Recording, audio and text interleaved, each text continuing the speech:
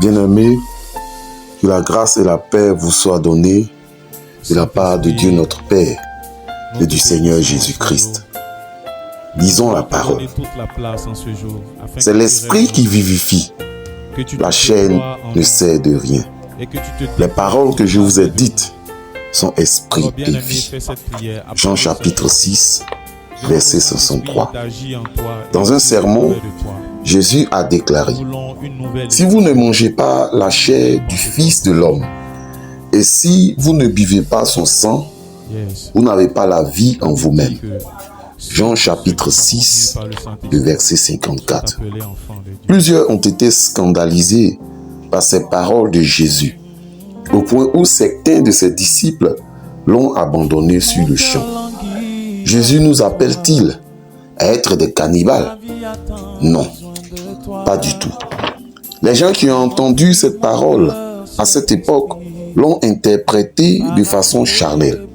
Ils ont utilisé leur intelligence humaine pour écouter les propos de Jésus.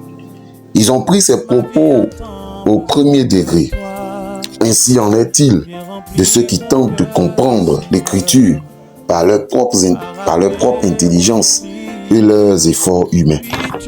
Ils ne la comprendront jamais par leur intelligence obscurcie et charnelle. C'est pourquoi le Seigneur a dit: la chair ne sert de rien. L'esprit vivifie, c'est-à-dire c'est l'esprit de Dieu qui donne vie à la parole et qui maintient la lumière et ouvre notre esprit à la compréhension de la parole. Quel est l'esprit qui t'anime? Ou de quel esprit es-tu animé? Car il est impossible pour l'esprit humain, c'est-à-dire charnel, de comprendre la parole. C'est même une folie pour lui. C'est pourquoi la parole déclare: car la prédication de la croix est une folie pour ceux qui périssent. Celui qui n'a pas l'esprit de Dieu est mort, et par conséquent, son propre esprit ne saura trouver la vie qui se cache dans la parole.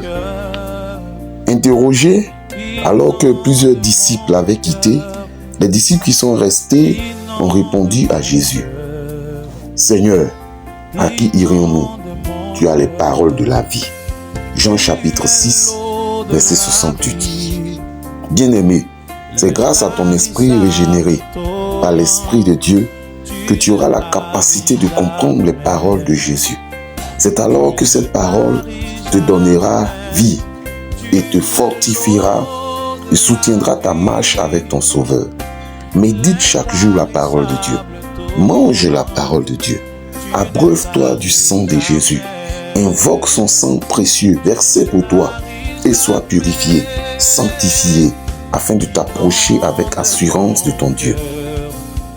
Que chacun examine donc sa vie et ses œuvres. Aujourd'hui, si tu entends sa voix, n'endurcis pas ton cœur. Amen. Saint-Esprit, inonde mon cœur. Inonde mon cœur. Oui, Saint-Esprit, inonde moi.